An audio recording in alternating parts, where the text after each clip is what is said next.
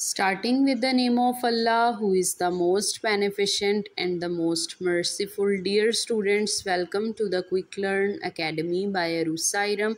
In today's lecture, we will cover the Physics class 9th, chapter number 6. It's textbook exercise questions. Dear students, before starting this video, if you have not yet subscribed to my channel, then do subscribe my channel, which is Quick Learn Academy by Arusairam, and also hit the bell icon so that you can get the latest updates on the go.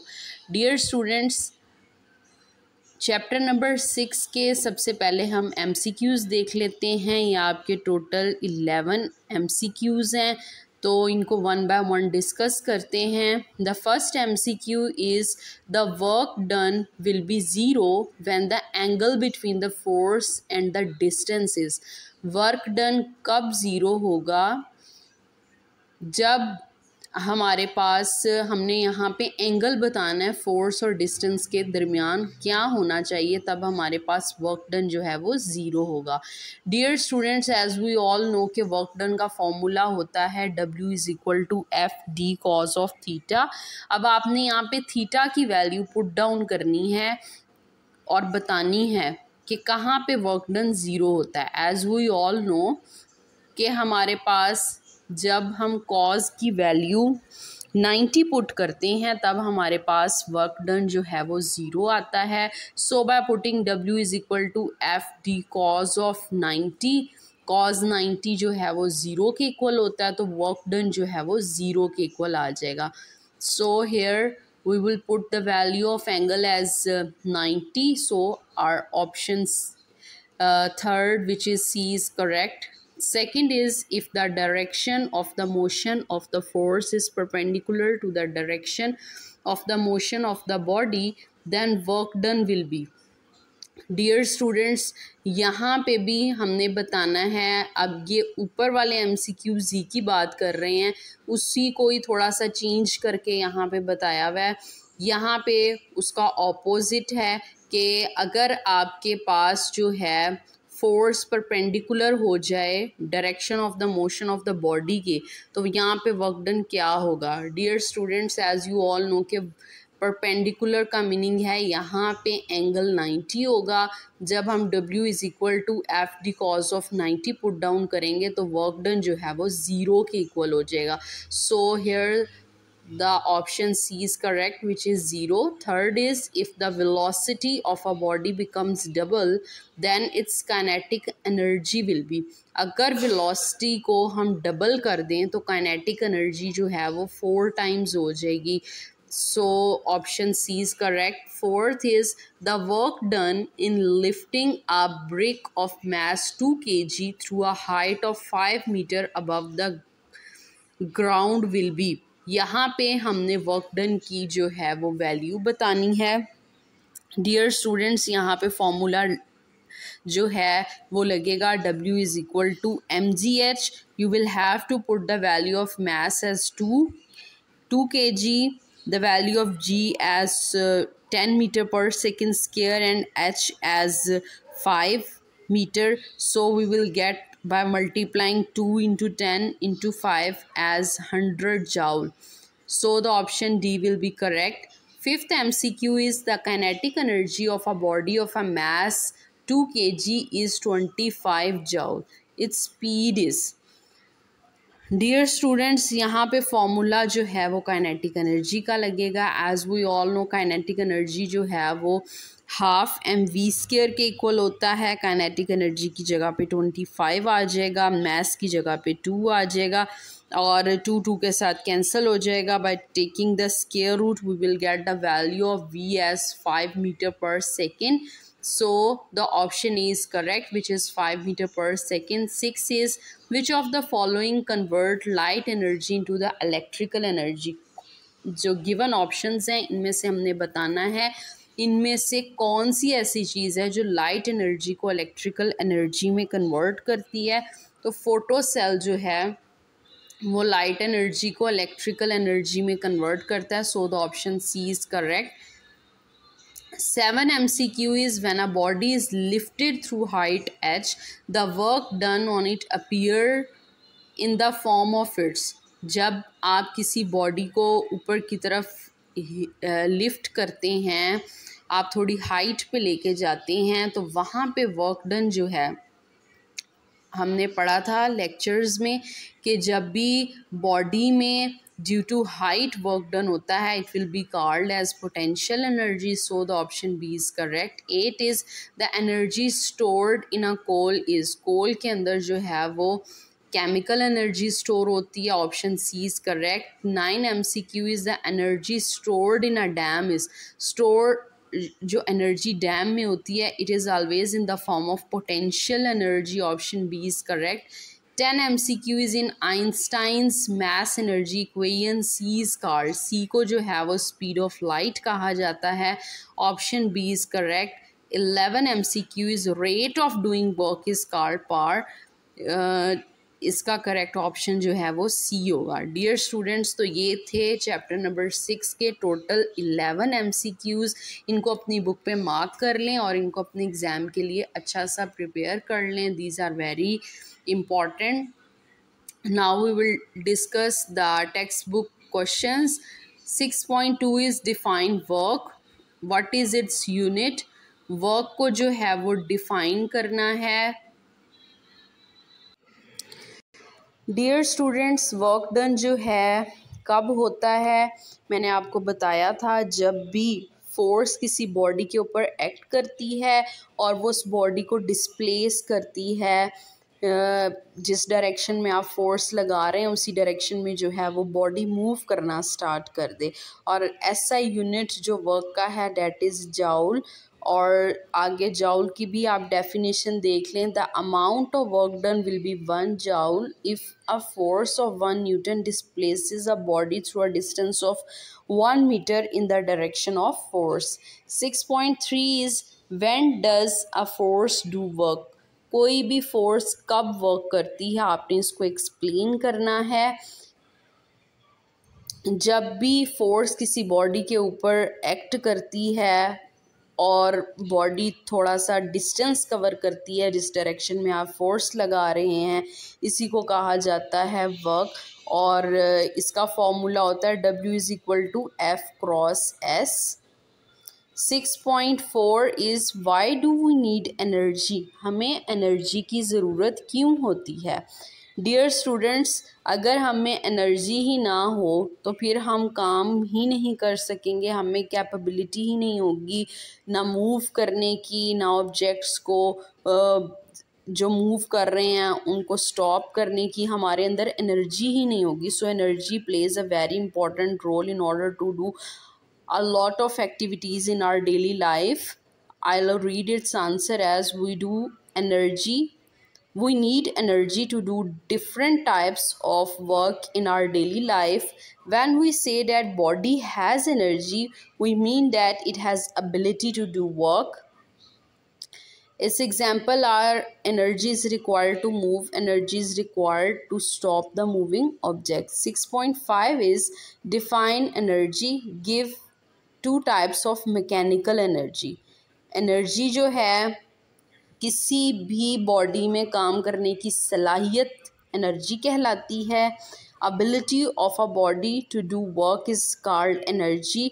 और जो mechanical energy होती है इसकी 2 basic types होती हैं. One is called the kinetic energy and the second is called the potential energy. जो moving bodies में energy होती है it is known as kinetic. और जो energy due to some height उसे हम कहते हैं potential energy. 6.6 is define kinetic energy and drive its relation. Dear students, मैंने आपके साथ ये complete topic with derivation discuss कर लिया हुआ है इन द लेक्चर्स. आप इसको वहाँ से प्रिपेयर कर लें. 6.7 is define potential energy and drive its relation. इसको भी आप जो है कमिंग लेक्चर्स में देखेंगे और इसको आप वहाँ से प्रिपेयर करें. 6.8 is why fossil fuels are called non renewable form energy. Fossil fuels को हम क्यों कहते हैं कि वो non renewable form of energy होते हैं. डियर स्टूडेंट्स, फॉसिल फ्यूल को जो है बनने में मिलियन ऑफ ईयर्स लगते हैं और इस वजह से हम इन्हें बार बार जनरेट नहीं कर पाते, बहुत ज़्यादा टाइम स्पेंड चाहिए होता है इनको बनने में। इस वजह से हम इन्हें कहते हैं कि ये non renewable form of energy होते हैं। Now I'll read its whole answer as fossil fuel took million of years for their formation, and once they are consumed they cannot be generated again, so they are called non-renewable form of energy. 6.9 is which form of energy is most preferred and why? जितनी भी हमने types of energies को देखा है इनमें सबसे ज़्यादा अच्छी फॉर्म ऑफ एनर्जी कौन सी है और क्यों है? डियर स्टूडेंट्स, सोलर एनर्जी जो है it is very very important, क्योंकि ये एक अल्टीमेट सोर्स ऑफ एनर्जी है हमारी लाइफ के अंदर। और हम सन लाइट की जो एनर्जी है जिसे सोलर एनर्जी कहते हैं, इससे हम डिफरेंट लाइफ एक्टिविटीज़ करते हैं। हमें जो है बेशुमार जो हमारे ईटेबल्स हैं जो नेचुरली हमें मिलते हैं वो भी सोलर एनर्जी ही की वजह से हमें पक के सही तरह से मिलते हैं और हम उनको कंज्यूम करते हैं, हमें एनर्जी आती है और हम बेशुमार काम करते हैं। Now I will read its whole answer as solar energy is most preferred because it is the ultimate source of energy and sun rays do not pollute the environment. It is a huge source of energy, and if we find a suitable method to use a fraction of the solar energy reaching the earth, then it would be enough to fulfill our energy requirements.